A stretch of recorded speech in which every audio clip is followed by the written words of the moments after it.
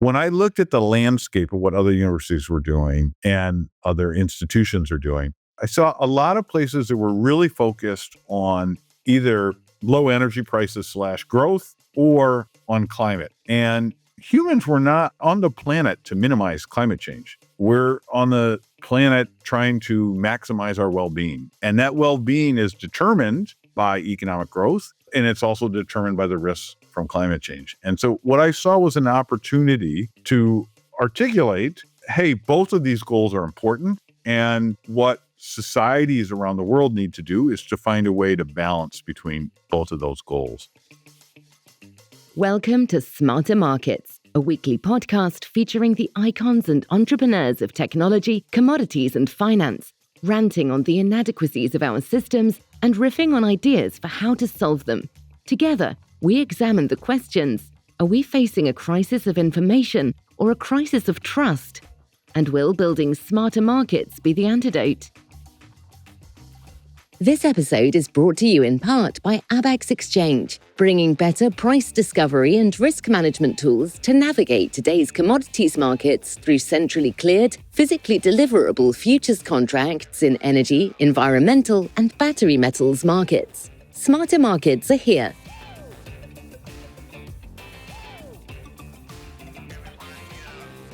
Welcome back to Summer Playlist 2025 on Smarter Markets.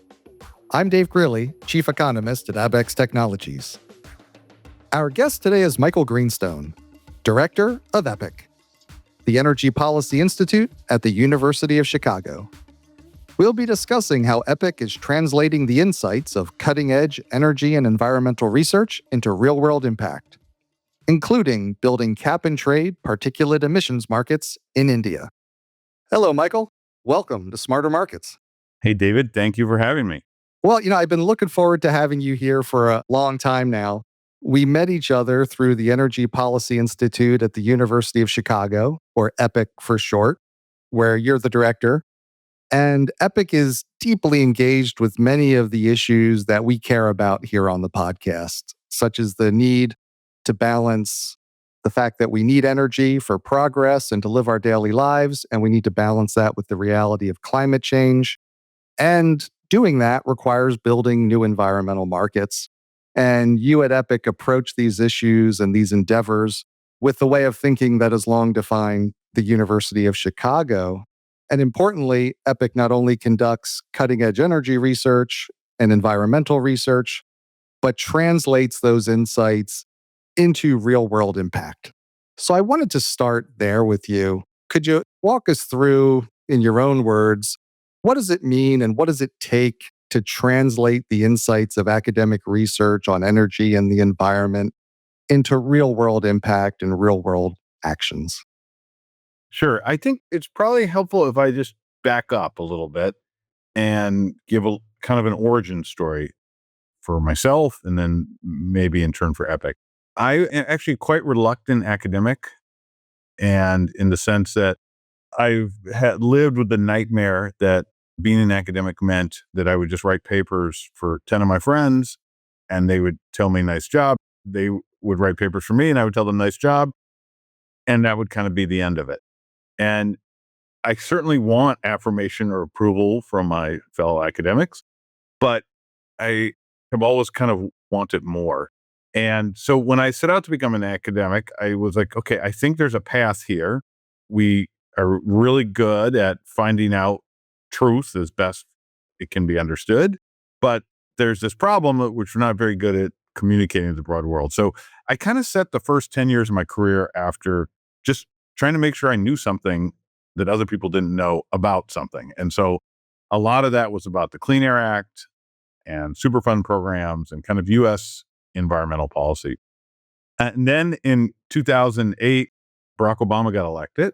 And they called and asked if I would like to come to the White House and work on policy, environmental and energy policy. And I thought, oh my goodness, this is the moment I've been waiting for. I've been quietly in the coal mine, working on my papers, getting them published, things like that. And I showed up and I thought, I don't want to go like all Dick Cheney, but I thought they'll be throwing flowers at my feet, which I think Dick Cheney thought would happen in Iraq. Here I've been working hard to know all this stuff. and surely they're going to be excited for it. But as it turns out, I came in and I spoke like a completely different language than they did. And it turns out, I guess at the time, John Boehner was either the majority leader or minority leader. Neither John Boehner or Nancy Pelosi seemed especially interested in what I had to say.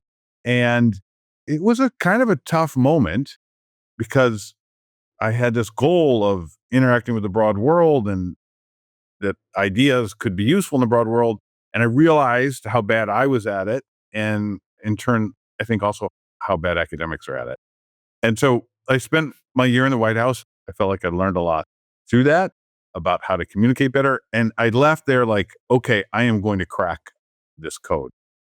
So anyway, I then came to the University of Chicago and I was recruited by the president with this mission of advance understanding about energy and environmental problems, but also find a way to translate them. And that's what we put a lot of effort into. Let me just pause there.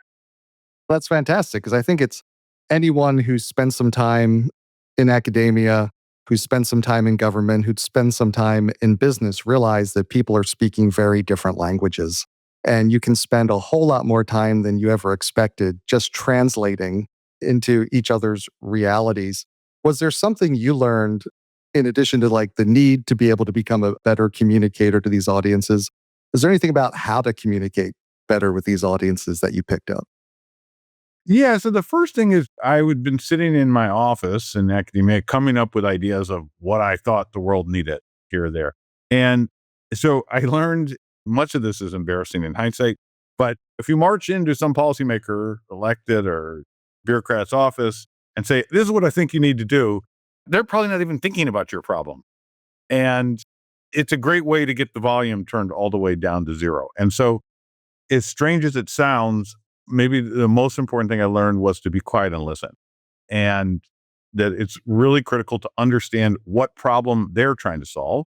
And it sounds obvious in hindsight, but it's not something academics are very good at.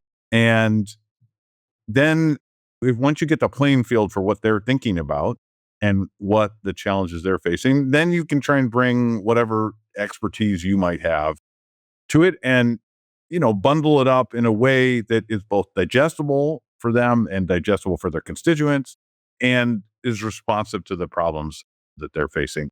All sounds super obvious in hindsight, but was embarrassingly difficult in the learning process. Well, now I got to hear how you put this into action because one of the first big projects you led at Epic was building cap and trade particulate emissions markets in Gujarat, India. So I imagine you didn't just march in and say, look, this is what you need to do. How did you approach that project and what drew you to that project? Interestingly, that comes out of my time in the White House as well. I went there primarily to work on the president had announced that the plan was to have a cap and trade program for carbon dioxide or greenhouse gases. And that, as famously or infamously, made it to the House, but never made it to the Senate.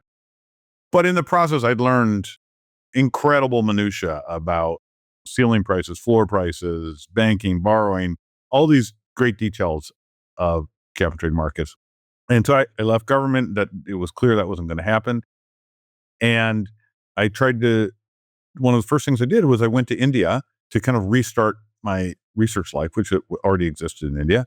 And some colleagues and I met with the Minister of Environment and Forest, Jairam Ramesh, and we're having kind of very open-ended conversation. And he was bragging that they were installing continuous emissions monitors in places, and wasn't that wonderful? And I was like, that is great. Now you can measure the pollution coming out of smokestack, and then everything clicked in. I was like, wouldn't you want to do a cap and trade or a pollution market? And he said, that's great. I don't really control it. All the states control it. And he said, but I could set you up with a couple states. And so one thing led to another. And he kind of introduced us to several states and we marched around and a little bit like had to start with like, what problem are you trying to solve? And there were some states where it was clearly not a good match at all. And we kind of landed, the most promising option was in the state of Gujarat, which Modi was the chief minister there at the time. And he's, of course, now the prime minister of India. And we developed this excellent relationship with the Gujarat Pollution Control Board, where they seemed very interested in doing something about particulates, air pollution, not greenhouse gases, but seemed very interested in doing it. But had this problem, which was they had all these rules on the book, but they had a terrible time getting the firms to comply.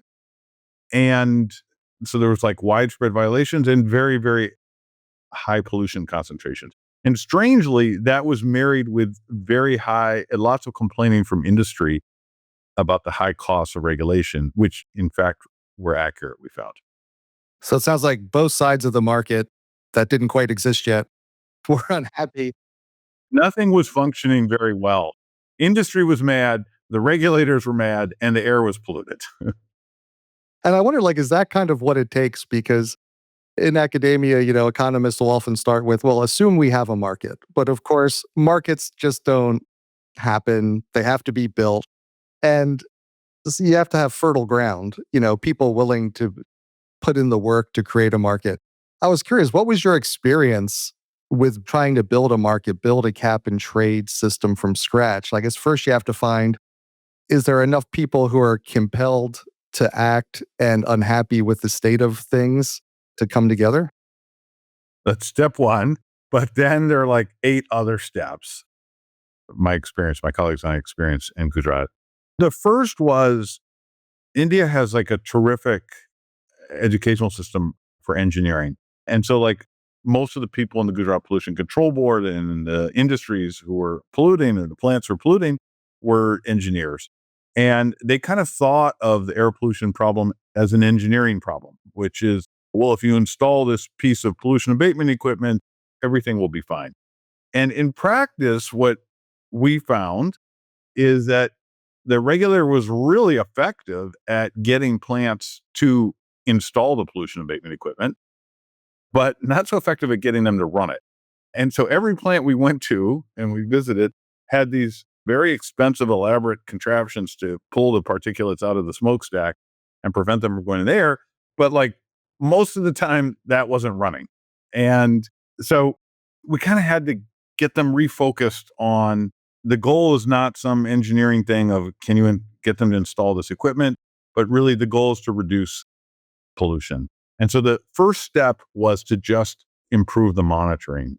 And that took, there was a lot of cat and mouse games there with industry who was finding creative ways to ensure that their readings that came out of the stack were pretty low. And we were trying to pull it closer to the truth. So a lot of time was spent on that. There was a lot of time getting the regulator to switch. This sounds kind of boring, but switch from a concentration standard, that is the amount of pollution that was coming out at any moment in time, to a load standard, which is the total amount of pollution that's coming out. That's, of course, the foundation for a cap and trade market. And that took a little while. I'll tell you what was not hard was at the center of any cap and trade market is this magical thing where you swap pollution for money. And once the industry saw, oh, wait, this thing that's annoying, it comes out of the stack, it's called pollution, that was money, because every time an extra unit of pollution went out, they had to pay something for it. Like they locked right into that and they were very, very effective at trading. So we played a couple mock trading games, but like they got it right away. These are sophisticated industries. And so there were many, many steps involved in, I would say, I guess, capacity building, you would call it. But the pollution market doesn't just drop down from Mars and start right away. And so you're able to motivate the regulated with money. So businesses is profit motivated, so that checks out. How hard was it to get the regulators on board? Because I think sometimes there can be a sense among some that like a cap and trade is letting people get away with it rather than, hey, it's a different way of enforcing and getting to the goal of lowering emissions overall. Did you have any difficulties with the regulators? Took a while to get the license to pollute, is kind of the critique. And that took a little while, but I think they got the system wasn't working. It was really helped that the current status quo wasn't working. And so I think there was a willingness to try. Another thing that helped is, and this was very brave of them, is that we argued for running it as a randomized control trial and doing it just in one place.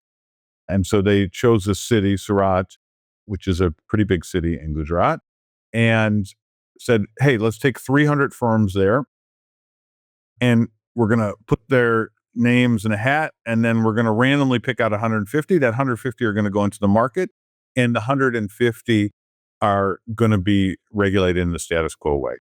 That took some convincing, but it also gave them some ease that they weren't jumping off the high diving board. And what was great is they were terrific partners in like, hey, you guys are doing your academic thing there. And that gave them credibility with industry, who would sometimes complain. They would say, look, we don't have anything to do this. You guys are just coming to measure the truth. This is not, no one has their thumb on the scale here. That helped a lot that we were able to conduct the market as a randomized control trial. I want to come back to that piece, but first I want to ask you, as you're building this market, right? Nothing's preordained, nothing's guaranteed to work. Was there a point as you were working through, I think you said these 8 steps, was there a point where you thought it might really all fall apart? And conversely, when did you know it would work? Okay. So when the Achilles heel is the monitoring. And so the most famous market in the US was the sulfur dioxide market. That's a gaseous pollutant. It's relatively easy to monitor that. Particulates is much harder to monitor. And we spent a couple years. In fact, as a result of our work, we wrote the standards for how to measure particulates that were adopted by the country. I was worried that, it was, I don't know if it was cat and mouse or whack-a-mole, that eventually the industry would just outsmart our efforts to monitor. And then, of course, if you could choose the amount that was reported for what was coming out of the stack, that was always going to be a low number. And so that would, in the end, undermine the market. So that was like, went to bed thinking about that, woke up thinking about that. And it's not my area of expertise. I got smarter about it, but that's really engineers who are best at that. So that was probably the recurring nightmare. When did I know it was going to work? Okay, so it takes a couple of years to get this right, get the monitoring right, get everyone tuned up to run auctions. We ran auctions. We had to debate how much to give away and how much to auction. So we gave away 80% of the permits, which was a good way to get industry on board, and then auctioned 20%. So the first compliance period, like we're out of the gates, it's real. I think we set the compliance period, or the Gujarat Pollution Control Board did, with us providing some advice for, I think, just a month. So it's a relatively short period. The month comes to a close. And as I said, there was about 150 firms in the market. And we're going through the accounting, and 148 of them have the right number of permits. That is, they have a permit for every unit of pollution that they have emitted. And 2 basically have none. And they were very big firms. And I would say that they were firms who were familiar with the political elite in the state of Gujarat. And this is like, oh my goodness, there's like many, many years of work, thousands of hours. We had, this SWAT team embedded in the Gujarat Pollution Control Board. And the regulator calls me, the head of it, and he goes, okay, these 2 guys don't have the permits. Like, we're 148 out of 150. That's not so bad. And I said, no. This is the moment. All these years of work, like, they're testing you. We'd written a set of rules. What happens if you don't have the right number of permits, which basically you have to pay a fine, I don't know, like 10 times the price of the permit. If you don't levy that fine on them, 150 out of 150 won't have the right number of permits in the next compliance period. They're like, this is the whole foundation of the market. And he goes, oh, okay, well, these are 2 really big firms who are pretty well connected. And I said, we should just close the market right now, or you can hold the line. And he held the line, and it was terrific. And then I was like, this is going to work. And it's true. Every other period, I don't know, we're in compliance period 20 or something at this point, firms have held the right number of permits. And it was like this moment, which is the foundation of pollution markets, like where the rule of law was being tested. And he held the line, and then everything worked. And that's so impressive, right? When you really comes down to one person being willing to hold the line. It's a profile in courage, because it all would have gone away. It was total profile and courage, total profile and courage. I mean, it was maybe not like democracy was at stake, but it was But, look, let me try and expand out of that. Like, yes, that was a really big moment. So what came out of the randomized control trial? Three big results. At any point in time, a third of the plants were out of compliance in the control group. At any point in time. So, like, if you integrate that over a month, like, I don't know, some huge fraction are violating the law. As I just told you, in the market, it was basically 199.5% compliance. So, result one, the regulator was able to enforce the laws that they had been told to enforce. Result two, pollution went down by about 25% in the market relative to the control group. And point three, industry's compliance costs were reduced by 10 to 15%, maybe 12%.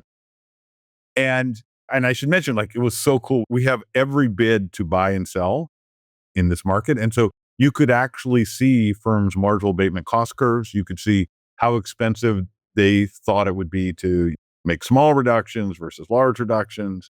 It was like complete wonk fest. We had all the bidding data. But stepping back, you had these 3 points. And to your point, like, profound courage, what that unlocked was a belief, first in Gujarat, that pollution markets could work there. And so I think the starting point was that there was skepticism. Like, yeah, we know that that works in the US, we know that that works in the EU, but no one's ever done it here. And, it's a little bit like, the old saw that you can't get a job without experience. And so because there was no experience of pollution markets, no one was willing to try a pollution market. And so this set of results just changed everyone's mind. And the regulator quickly put all the control firms move them from the status quo into the market, started a second PM market in Ahmedabad, said, hey, by the way, there's a problem I never told you about. I'm really worried about water pollution. Can we do a market for that? We're like, yes, let's do a market for that. And even more than that, like, other states, like, this began with my co-authors and I knocking on, like, doors across states of India. And now all these other states, the flow is reversed. These other states are coming to us and saying, hey, how can we do this? So I guess you could say that one decision kind of unlocked that stream. And now we're helping other states set up markets or setting up other markets in Gujarat. And in some sense, of course, none of that would have happened if he hadn't held the line. I love that story because it's often lots of people will go second, not many people will go first. And getting that person who's willing to kind of step out from the pack, it can just unleash so many better things down the road. In economics, there's a very standard case for government subsidizing R&D in the early stages, like at the bench stage in the lab, because we don't really know where those ideas are going to flow. And no firm will take account of the fact that the ideas might benefit some other firm. And so there will be underinvestment in R&D. I think there's underinvestment in policy innovation for exactly the same kind of dynamic, which is very risky for regulators or government officials to do it in their zone or in their jurisdiction. It might not have worked. It'll be embarrassing. It'll be bad for career advancement. Industry will be mad at them. People will be mad at them, et cetera, et cetera, et cetera. But, like, the benefits of it working extend far beyond the jurisdiction that government official is in charge of. And so we tried to subsidize that as a university by making it as inexpensive as possible for the Gujarat Pollution Control Board. And so in practice, what did that mean? We hired this amazing team of 25-year-olds, kind of a SWAT team, and embedded them in the Gujarat Pollution Control Board. Yes, I can explain the mechanics of what has to happen in the cap and trade market, but, like, the setting it up is like day-to-day grinding, like industry, complaining about this or that. And let me give one really concrete example. There was this cat and mouse game with whether or not the monitors would be reliable on what was coming out of the stack. And we had our super bright 25-year-olds running around every industry, like investigating when the industry said that it wasn't working, why it wasn't working. And we had to go through that process. And then we were able to go to the regulator and say, look, this is an endless game. We've sent people to each of these factories. We've talked to them. We talked to the manufacturers of the continuous emissions monitoring devices. And this could go on forever. And then it was like a combination of having embedded these bright 25-year-olds. And then we had this idea, which was like, you know what? Why don't we stop with that there's allowable excuses for your monitor being out, like, oh, the internet was out or something like that. And we'll just write a rule and say, if it's out, we're going to impute you with the highest level of pollution in that period, which of course is now money for the plant. And it worked. Like when we did that, everyone's monitors started working. And so, but that kind of learning, like the power of prices, I don't have to say that to you, David. The power of prices clarifies the mind. And that kind of learning, the regulator is not equipped for that. And so like it was an interesting combination of the skills of the team. We'd embed it with them. And then also our research and thinking about how to get markets to work. And that's what I think, like, one of the things that's so powerful about what you're doing as Epic is because it's creating that two-way flow, right? On the one hand, the regulators are getting the benefit, the very bright 25-year-olds who are grinding it out and bringing from the universities that wealth of knowledge about power of prices, different systems, how you can think about the incentives that are being built in. And at the same time, they're getting an education in the practical realities of how the emissions work, how the industry works, how different people interact. That then becomes invaluable for them to take onto their next project. It's a really good dynamic. And actually, these 25-year-olds, we built this pipeline now. They work with us for maybe 2 or 3 years, and then they go to graduate school. They're getting PhDs and becoming faculty, and it's a nice virtuous circle there. But I will say this, it's easy for me and you to sit here and say, we should really have pollution markets various places around the world. But there's a lot of muck and mire to claw through. And that is not super glamorous, but it's a huge part of it. I guess the other thing I didn't mention, or I glossed over, is, and going back to the beginning, this example totally illustrates that which maybe is common sense to most people, maybe not to academics, you got to go with what people are interested in. And if I'd gone in there riding high on a horse about CO2 markets or something like that, like the volume would have been turned off immediately. And the problem that they were concerned with was particulate matter. You had to meet them where they are. And it's the same thing now that we have these other jurisdictions and states coming to us. Like, it's kind of surprising the number of different use cases they have in mind. Some are interested in CO2. We have, I think, outlines of possibly the biggest sulfur dioxide market in the world, which is a bunch of different states interested in sulfur dioxide and then linking them. But going back to the beginning, like, you can't go in there shooting off your mouth about, I think you need to do this or you must do that. Like, they don't like lectures. They don't like lectures. People like help with their problems. They don't like lectures. I wanted to go back for a minute to the results because the results were really powerful, right? You have compliance up, pollution down, cost of complying and reducing pollution going down. Was there anything about the magnitude of that response or any of the other results that surprised you? Yeah. So what's interesting is, and I glossed over this, we designed it so that pollution would be constant because we wanted to have apples to apples comparison between the control and the treatment group, or the status quo and the market. And what we hadn't accounted for was the increase in compliance. And so that increase in compliance really was a key factor in driving down the pollution emissions. And so that was surprising to us. And we hadn't quite absorbed that I don't want to call it lawlessness, but the failure to comply, if you could fix just that, even holding the statutory standard the same, you would get a reduction in pollution emissions. So that was a big one. And then, this is getting a little wonky. So now we have a reduction in pollution in the treatment group relative to the control group. And yet we wanted to answer, holding constant emissions, how much money would be saved by industry. And we had planned to do that by surveying the two groups and kind of measuring how much they were spending on running their pollution abatement equipment. Did they buy new abatement equipment, et cetera, et cetera. But that no longer made sense because you had one group that was polluting more than the other. But what we came up with is we had this bidding data. And the bidding data was basically firms were trying to tell you through their bidding data how expensive it was for them to achieve different pollution levels.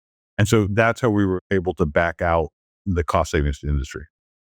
And I wanted to ask you, you alluded to this, but now it sounds like there's a lot of demand for your services in setting up these cap and trade markets. And I wanted to ask you, like, where will you be expanding your approach next, whether it's geographically or other emission sources? And what did you learn from this market building experiment that you think will make things easier the next time? Yeah. So the state of Maharashtra, which is also a heavily industrialized state in India, has issued a legal notification that they're going to set up a sulfur dioxide market. We are embedded there, and we have like a team of bright 25-year-olds who have taken all the learnings from Gujarat, and what took about 5 years in Gujarat is probably going to take 1 year in Maharashtra to get that up and going. A couple other states were in very advanced discussions, and we are partially due to the scars of how hard it is to measure particulates. We're trying to suggest to the states that sulfur dioxide is better because sulfur dioxide turns into particulates in the atmosphere. So if you're worried about your particulates problem, going after sulfur dioxide is a great way to do it. And it sidesteps some of the monitoring. A variety of the other steps are now worked out and super easy, how to set up the market and how to do the auctions and how to do the accounting. And so anyway, we think that'll go much faster. What's interesting is we're also getting some feelers from other countries, developing countries, emerging economies, that were saying, hey, we thought this was just a rich country thing. We'd like to do this here too. And I would say those are in some, those discussions are earlier stages, but two of them are directly raising CO2. And so I think what people are rightly seeing is that pollution markets can be used for any pollutant, subject to the monitoring requirements. And I also wanted to ask you, not only are you the director of EPIC, but you've also founded, the founding director of the Institute for Climate and Sustainable Growth at the University of Chicago. So it sounds like you're expanding in multiple directions. What's the expansion into the Institute for Climate and Sustainable Growth? What led you to found this institute? Yeah. So EPIC is very focused on markets and policy. And I think as we're getting deeper into this century, it is becoming clearer and clearer that climate, everyone thinks that their issue is the dominant issue for the rest of the century, but I would say is one of the dominant issues for the rest of the century, as we're probably past 1.5 degrees C, which is what some scientists recommend, and we're seeing the effects of climate change. And it struck me like that, of course, between friends here, economics is the best way to view the world, but that there are other ways to take on the climate challenge. And when I looked at the landscape of what other universities were doing and other institutions are doing, I saw a lot of places that were really focused on either low energy prices / growth or on climate. And humans were not on the planet to minimize climate change. We're on the planet trying to maximize our well-being. And that well-being is determined by economic growth, and it's also determined by the risks from climate change. And so what I saw was an opportunity to articulate, hey, both of these goals are important. And what societies around the world need to do is to find a way to balance between both of those goals. And the idea that the aspirations of a family in rural India are unimportant is ridiculous on its face. And they're going to be very focused on growth. And, maybe in some other places, the balance will be a little bit more focused on climate. And the aim of the Institute is to help uncover ideas that make this balancing act easier, I guess is the way to say it. Yeah, well, and I wanted to come back because I feel like there's kind of a full circle element that I want to get to in this question. You started off kind of wanting to move beyond writing papers for your 10 friends You went to the White House, so you're kind of operating at the top national level. You work on the ground at the like local state level in India. And I'm curious, if you kind of take all those experiences and what you're doing now, what have you learned about how we get the best thinking in our universities focused on the biggest real world challenges like climate, like energy, like balancing the two? And how do we get the academic, business, and financial communities to work together? So there's a conceit in academia.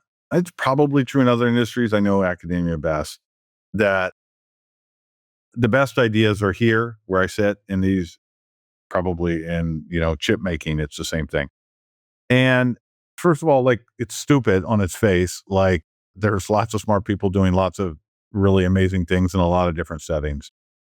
And I think just interacting with people outside and institutions outside of your comfort zone or outside of where you would two doors down when you walk outside your office, you learn a lot.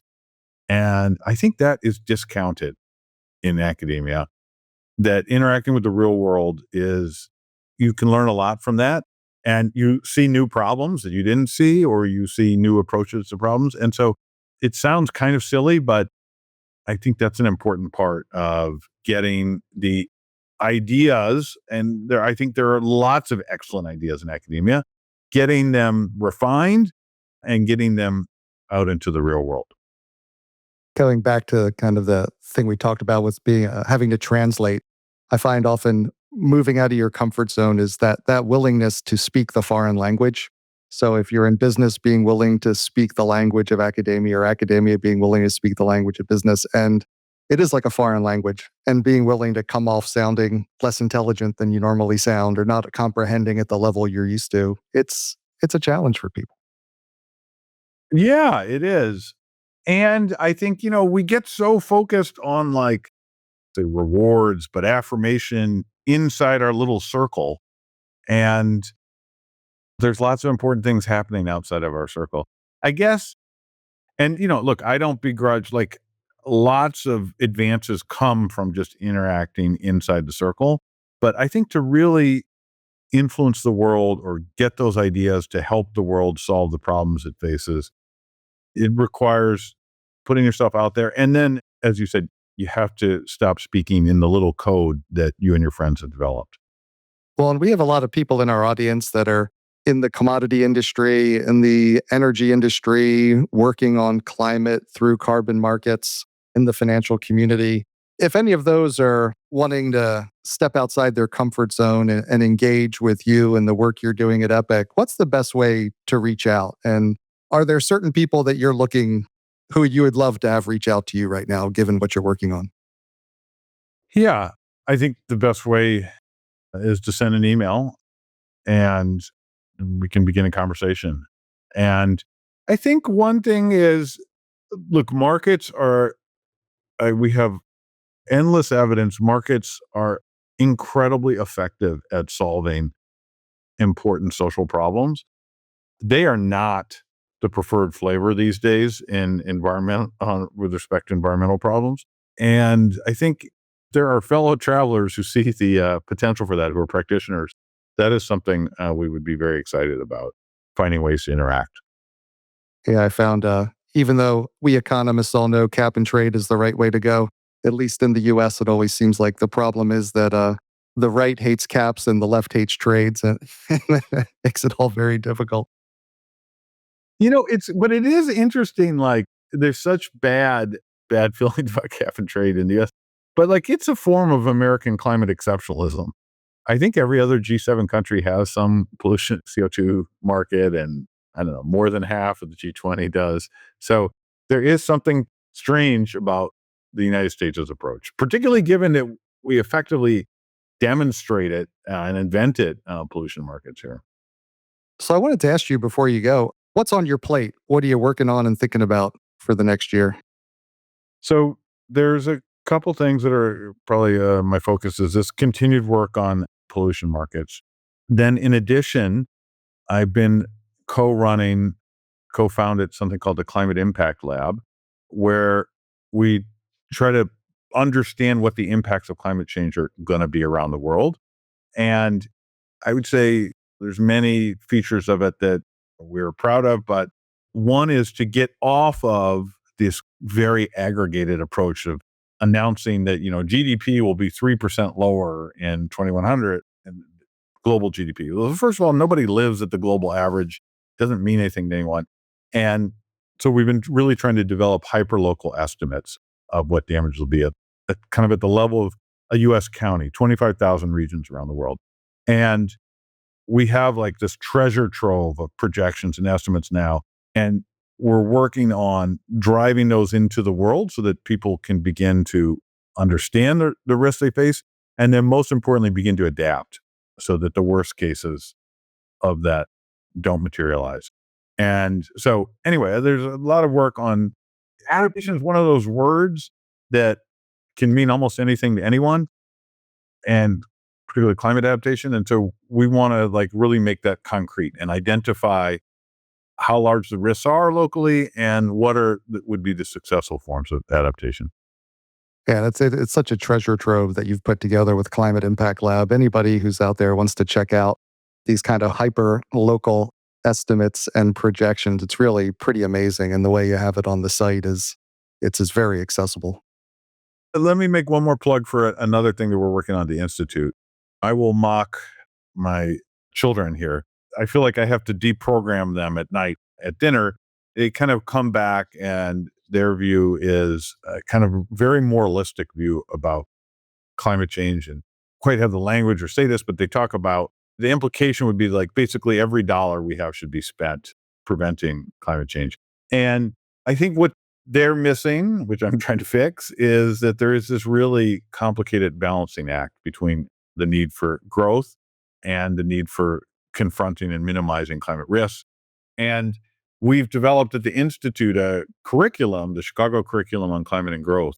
And we are now out of that curriculum launching a major, which will begin this fall at the University of Chicago, a master's program, which will begin a year later, next summer.